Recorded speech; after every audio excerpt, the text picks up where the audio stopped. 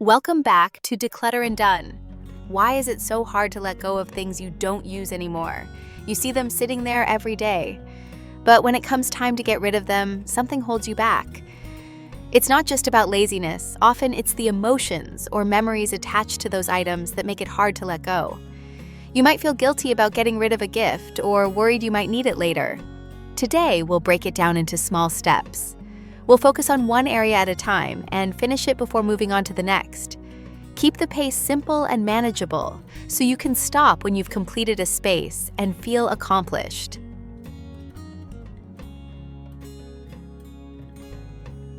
Number 1, let's start with one small area today and take it step by step. When you think about cleaning your home, a large space can feel overwhelming and exhausting.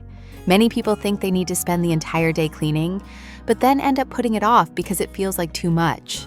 This feeling makes it hard to even get started. To solve this, apply the rule of tidying one area each day. Instead of thinking about cleaning the whole house, pick one small area and dedicate 20 minutes each day to it. For example, today you might clean the bookshelf, tomorrow the desk or the closet. By focusing on one small area at a time, you can easily complete it without feeling overwhelmed. Without this rule, you're more likely to lose motivation and procrastinate, which makes your space even messier. But when you tidy one small area, you'll feel more at ease and be able to move on to other areas afterward. Try starting with small areas like a drawer, a desk, or a corner of the room. Once you finish, you'll immediately notice the difference, and the sense of accomplishment will motivate you to keep going. Don't worry about cleaning the whole space at once. Just focus on one part each day, and you'll easily maintain a tidy environment without feeling stressed or fatigued. Tomorrow, I'll share more tips to help you continue keeping your space clean and organized. Stay tuned. And when you're comfortable with tidying one area at a time, we'll move on to tackling the items you no longer need.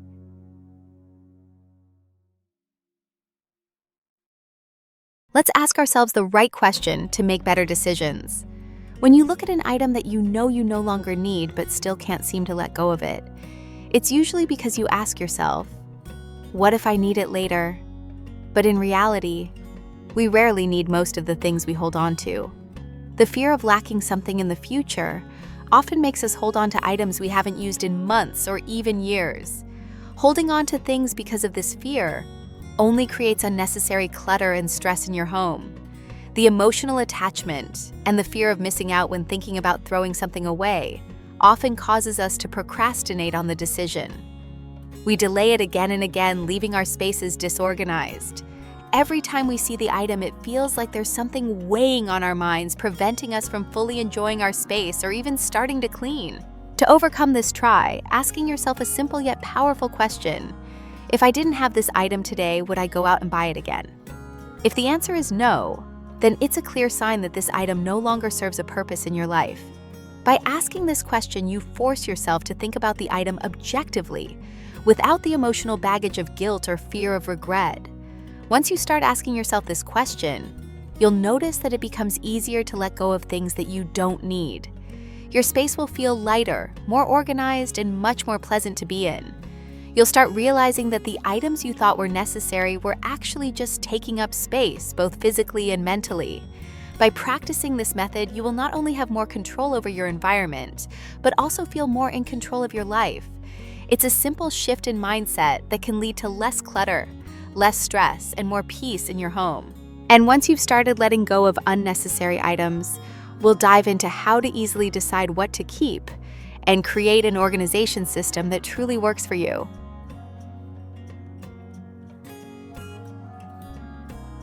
Ever felt overwhelmed by the clutter in your home and not sure where to start? When you look at your space and see clutter everywhere, it's easy to feel overwhelmed and not know where to begin. This often leads to procrastination, thinking you need to clean everything at once. The sheer volume of things can make you feel like you can't accomplish it all. Without a clear system in place, it's easy to get overwhelmed by all the stuff. Instead of trying to tackle everything at once, try the one item, one time, one section rule. Focus on one item, one drawer, or one corner of the room at a time. When you focus on smaller areas, you'll find it easier to make progress and feel like your space is improving. Cleaning in small chunks prevents you from feeling too overwhelmed. Every time you finish a section, even a small one, you'll feel accomplished and motivated to keep going. Over time, organizing your space will become simpler and more manageable. By applying this rule, your living space will become more organized and comfortable. You won't feel stressed about cleaning everything at once. Instead, you'll focus on one small area each day, making it much easier to maintain. Once you're comfortable with cleaning small sections, we'll explore how to set up a lasting organization system for your space.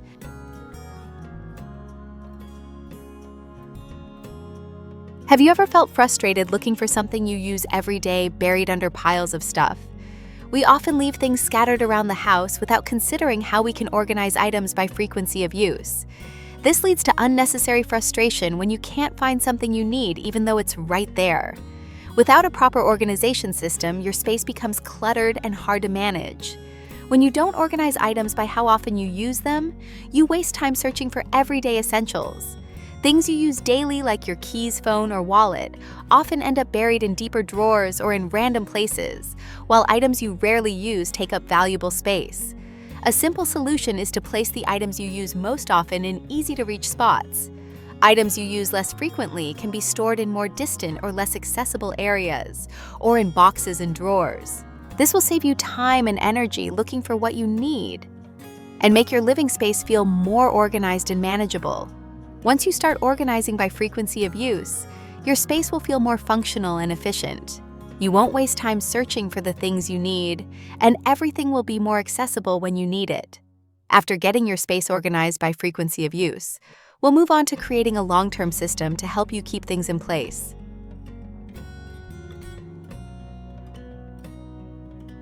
If you keep putting off decluttering because you're waiting for the perfect time, you're not alone.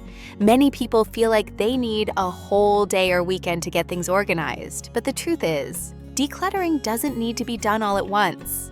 It's about consistency, and doing a little bit every day can make a big difference in the long run. Many people put off decluttering because they feel like they need a huge block of time or the perfect environment to get started. They think I'll do it when I have a free weekend, or I'll clean when the weather is nice. The problem with this mindset is that the perfect moment rarely comes. The truth is, decluttering doesn't need to be done all at once. You don't need to wait for the perfect time to start. Just 10 to 15 minutes a day is enough to make progress. By breaking the task into smaller, manageable parts, you'll feel less overwhelmed and more motivated to keep going. The longer you wait, the more clutter builds up, and the harder it becomes to tackle.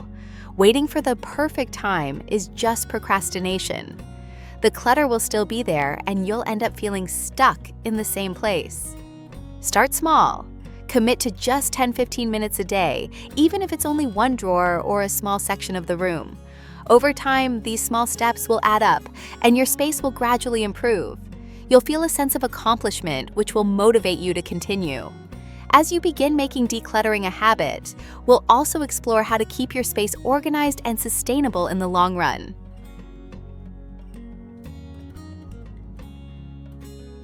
Sometimes the hardest part of decluttering is letting go of things with emotional value. If you feel like it's difficult to part with sentimental items, try starting with the things you feel the least attached to. These are usually the items you haven't used in a while and don't have strong emotional connections to. If you jump straight into sentimental items, it can be overwhelming and may cause you to feel stuck or guilty. This can result in procrastination as you avoid decluttering altogether because of the emotional weight these items carry. By starting with the easier items, you'll gradually build confidence in the process. It helps you become more comfortable with letting go of things without the pressure of dealing with high-emotion items right away. This method will allow you to feel more in control and less anxious. The benefit of this approach is that once you start making decisions about the items, you're less attached to the process, becomes smoother when it's time to tackle more sentimental things. You'll also feel a sense of relief and accomplishment, which motivates you to keep going. After you've dealt with the easier items, we'll dive into how to handle sentimental things in a way that feels freeing and manageable.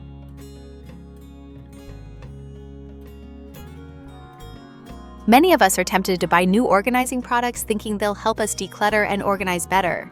However, when we buy new bins baskets or storage boxes, we are simply adding more things to our homes. This ends up making your space more cluttered, not less.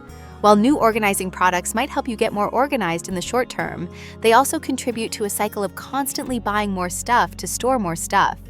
And your space never truly feels decluttered. The downside to this is that you end up accumulating more unnecessary items. Buying new organizing products without reusing what you already have leads to wasting money and continues to add clutter to your space. The more you buy, the more things you tend to keep even when they're not really needed. The solution is to make use of what you already have. Instead of purchasing new storage products, look for ways to repurpose boxes, baskets, and bins you already own. This saves money and helps you organize without adding more unnecessary things to your space. By reusing what you already have, you not only keep your space tidy but also foster creativity in organizing your things. It's a simple but effective way to maintain a neat space without the need for constant purchases. Once you've figured out how to use what you already have, we'll explore how to maintain a system that keeps your space organized and manageable long term.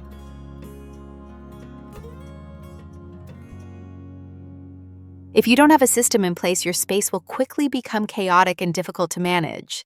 When items are scattered around with no organization, it becomes hard to find what you need, and it feels like your space is constantly out of control.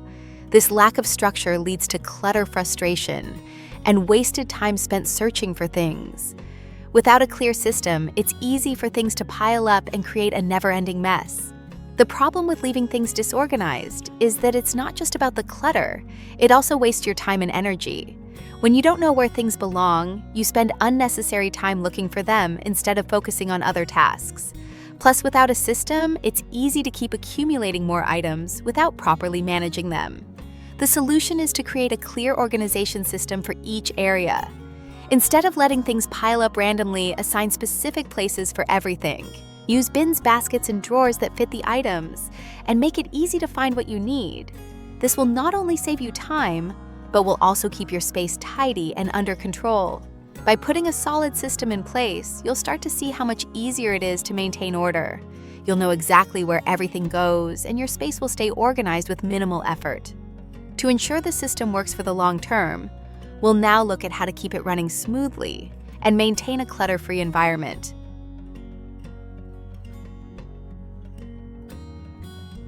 We often hold on to things without realizing we've outgrown them or no longer need them. It's easy to keep old clothes or items just because they're familiar, even if we haven't used them in months or years. But sometimes our attachment to things fades over time, and it's important to reassess their value in our lives. If you don't revisit these items, you might continue holding on to things that no longer serve you, creating unnecessary clutter.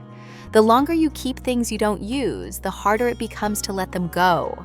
And you can end up with a space full of things that just take up room. This attachment to things that no longer fit your lifestyle can cause emotional stress, making it difficult to declutter and move forward.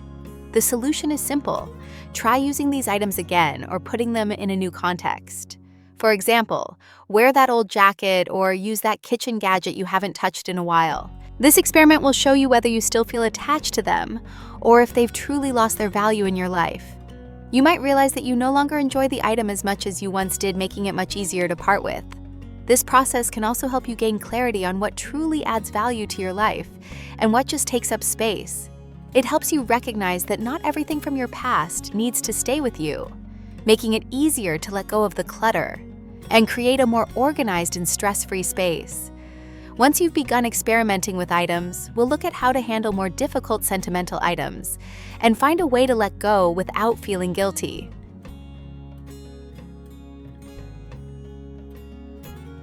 When decluttering, ask yourself how you feel when using an item. We often hold on to things simply because we've had them for a while, even if they no longer make us feel good. The key question to ask is, how do I feel when I use this? If an item makes you feel uncomfortable, self-conscious, or simply doesn't bring you joy anymore, it may be time to let it go. Holding on to items that make you feel uneasy can affect your mood and your space.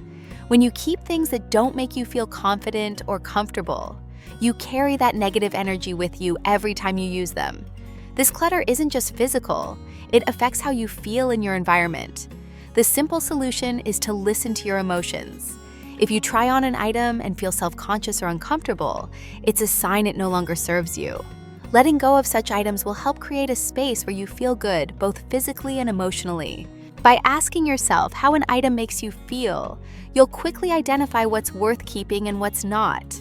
This approach allows you to clear out items that don't contribute to your well-being, making your space a more positive and comfortable place. After applying the comfortable feel rule, we'll look at how to approach sentimental items that may be harder to part with but no longer serve you.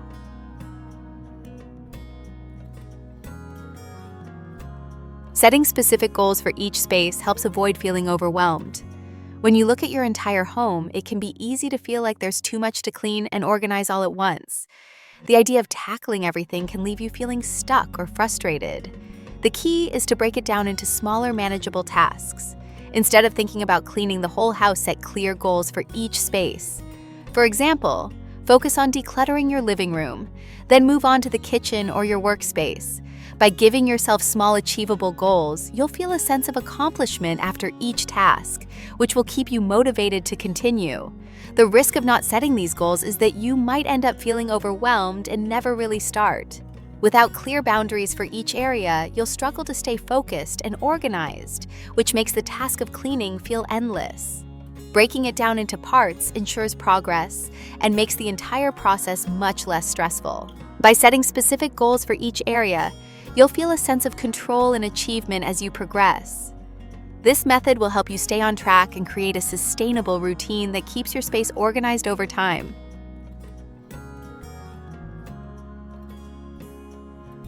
Setting a time limit helps prevent feeling overwhelmed.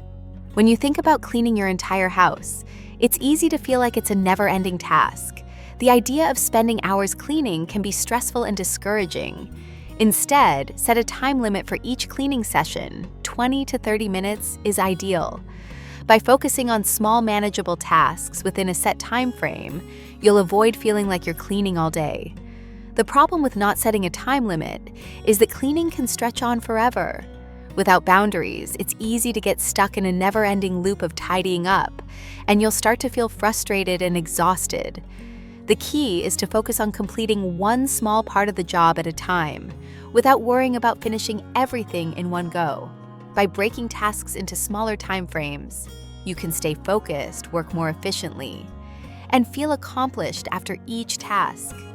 You'll also have more energy and motivation to keep going, as you won't feel drained from hours of work.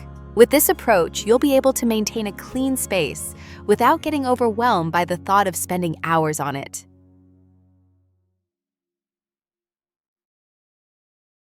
You don't have to get rid of everything. Just be brave enough to choose again. Decluttering doesn't mean you need to throw out everything you own. It's about being selective and willing to let go of things that no longer serve you. Start by experimenting with one item you're most unsure about. See how it feels to let it go or keep it. Either way, you're taking a step forward in creating a more intentional space. If you want to understand more about the psychology of clutter and how it impacts our daily lives, stay tuned for this series. We'll dive deeper into practical ways to transform your space and your mindset.